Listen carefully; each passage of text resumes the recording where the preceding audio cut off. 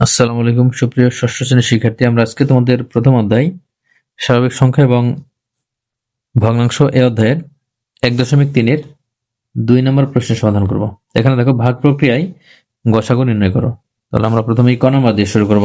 তাহলে 2 নাম্বার ক, এখানে দুটি সংখ্যা 105 এবং 165।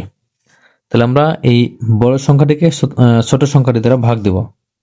তাহলে আমরা 105 ভাগ 100 এখানে 65 এখানে ভাগ দেব। তাহলে এখানে 105 165 মধ্যে একবার যাবে, তাহলে একবার গেলে হবে 105। তাহলে এখানে বিয়োগ করলে হবে এখানে 0 আর এখানে 6 অর্থাৎ 60। এখন আমরা এই 60 দ্বারা আবার আমরা 105-কে ভাগ দেব। তাহলে এখানে আমরা যদি 60 105-এর মধ্যে 2 বার দিই তাহলে 120 হয়, তাহলে একবার যাবে, তাহলে একবার গেলে হবে কি এখানে হবে 60। তাহলে 60 হলে এখানে অবশ্যই থাকবে, এখানে দেখো এখানে 5 4 45। তাহলে আমরা 45-কে আবার কি করব, আমরা এই যে 60 দ্বারা ভাগ, এই 60 35 দ্বারা আমরা 60-কে ভাগ দেব এখন। তাহলে এখানে 60 দ্বারা ভাগ করলে 45 60-এর মধ্যে যাবে একবার, গেলে হবে 45। তাহলে অবশ্যই থাকবে এখানে 5 15। তাহলে 15 দ্বারা ভাগ দেব 45-কে আবার। তাহলে 45 15 45 তিনবার যায়, তো 3 15 45 হয়। তাহলে 3 দিলে এখানে হবে 45। তাহলে এখানে বিয়োগফল 0। তাহলে এখানে আমাদের অ্যান্সার হবে কি যে সর্বশেষ যে সংখ্যাটি দিয়ে আমরা ভাগ করেছিলাম, সর্বশেষে যে সংখ্যাটি দ্বারা ভাগ করেছিলাম সেটাই কিন্তু এর গসাগু হবে। তাহলে এখানে ভাগ, সর্বশেষ ভাগ দেখো 15 দ্বারা। তাহলে এই জন্য আমরা লিখব যে শেষ ভাজক হচ্ছে 15। সুতরাং নির্ণয়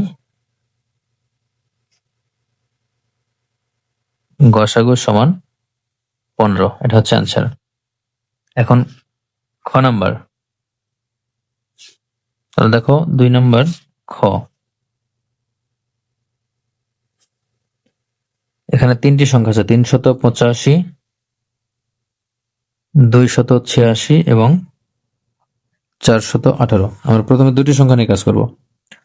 তাহলে প্রথমে আমরা এই দুটি সংখ্যার মধ্যে যে এটি বড় সংখ্যা সেই সংখ্যাটিকে আমরা ছোট সংখ্যা দ্বারা ভাগ দেব। তাহলে এখানে বড় সংখ্যা তো 385, আমরা 286 দ্বারা ভাগ দেব 385-কে। তাহলে এখানে ভাগ দিলে এখানে একবার যাবে, তাহলে একবার গেলে হবে 286। তাহলে এখানে বিয়োগফল আসবে, দেখো এখানে 9, এখানে 9 99। তাহলে আমরা 99 দ্বারা ভাগ দেবো এবার 286-কে। তাহলে 286, তাহলে 99 286 আমরা এখানে এটা প্রায় 100-র কাছাকাছি বা 100 এটা কিন্তু। তাহলে এখানে 3 বার আমরা 2 বার দিব, তাহলে 2 বার দিলে কত হবে 99 এবং 99 গুণ করলে 99-এর সাথে 2 গুণ করলে হয় 198। তাহলে আমরা 2 বার দিতে পারবো, তাহলে 2 বার দিলে হবে 198। তাহলে 198 থেকে আমরা এখন 286 থেকে আমরা একটা বিয়োগ করব। তাহলে এখানে হবে 8 আর এখানে 8 88। তাহলে এবার আমরা 88 দ্বারা 99-কে ভাগ দেব। তাহলে এখানে একবার যাবে, একবার গেলে হবে 88। তাহলে এখানে বিয়োগ করলে থাকবে 11। তাহলে 11 দ্বারা আমরা 88-কে আবার ভাগ দেব। তাহলে 11 দ্বারা 88-কে ভাগ দিলে এখানে হবে 8। তাহলে 8 দ্বারা 11-কে গুণ করলে 88 হবে, ভাগফল এখানে 0। তাহলে এখান থেকে কিন্তু আমরা পেলাম যে এখান থেকে যে শেষ ভাজক 11, আমরা এখান থেকে একটা ভাজক পেয়েছি। এখন আমরা এই 11 দ্বারা আমরা এই 418-কে আবার ভাগ দিব। দেখো তাহলে আবার 11-কে আমরা ভাগ দিব 418-কে আমরা 11 দ্বারা ভাগ দিব। তাহলে এখানে 11 দ্বারা আমরা যদি ভাগ দিই তাহলে এখানে আমরা দেখবো যে কতবার যায় 418-র মধ্যে। আমরা এমনিতে দিতে পারি, এখানে আমরা দুটি সংখ্যার মধ্যে যদি দেই 11, তাহলে এখানে 3 বার যাবে, 3 বার গেলে হবে 33। তাহলে এখানে যদি বিয়োগ করা হয় তাহলে এখানে 8 হবে, 8 শুধু হবে। তাহলে এবার আমরা এই 8 নিয়ে আসবো। তাহলে এবার আমরা, যেহেতু 88 সংখ্যা 11 চেয়ে বড়, আমরা আবারও 11 দ্বারা ভাগ দেব। তাহলে এবার হবে 11 গুণ 8, তাহলে কিন্তু 88 হয়। দেখো 11 গুণ 8, 88।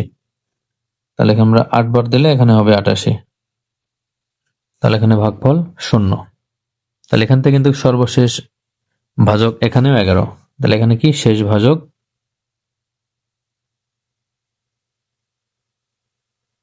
সমান, এটা হচ্ছে, এটাও 11। তাহলে